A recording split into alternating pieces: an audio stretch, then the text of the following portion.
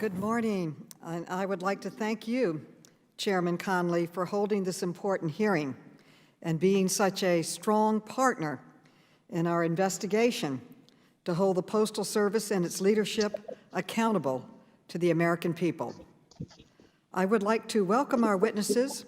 We look forward to learning from you and working with you to ensure that the public interest is protected, and I thank you for being here. Ever since the Board of Governors announced the selection of Mr. DeJoy as Postmaster General, questions have been raised about the process for selecting him and possible conflicts of interest, given his many financial interests in Postal Service contractors. During our full committee hearing on August 24, 2020, multiple committee members questioned Mr. DeJoy and Board Chairman Duncan about his selection process and whether it was influenced by the fact that both Mr. DeJoy and Mr. Duncan are longtime mega donors for the Republican Party.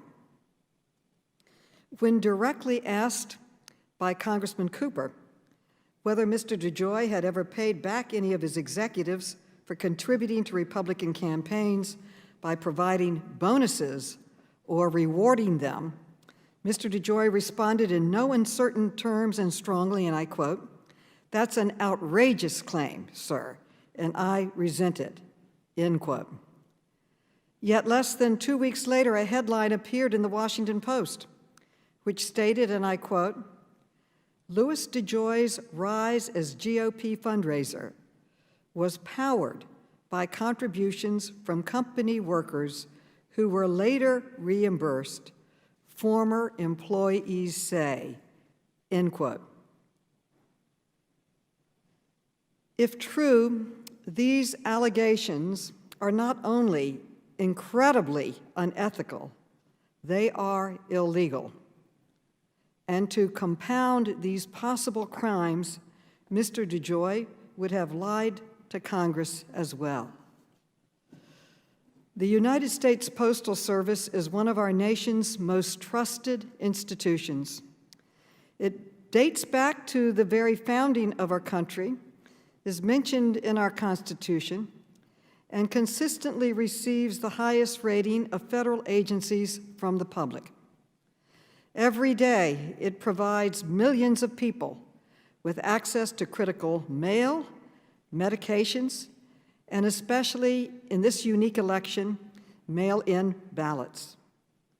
But how long can we expect the faith of the American people to last if the Postal Service is tainted by partisan leadership and alleged criminal activity? These are just a few of the reasons why I have introduced the Nonpartisan Postmaster General Act, which will prevent Postal Service leadership from participating in any political activity and will prevent anyone who has held a political position in the last 4 years from being hired as Postmaster General or Deputy Postmaster General.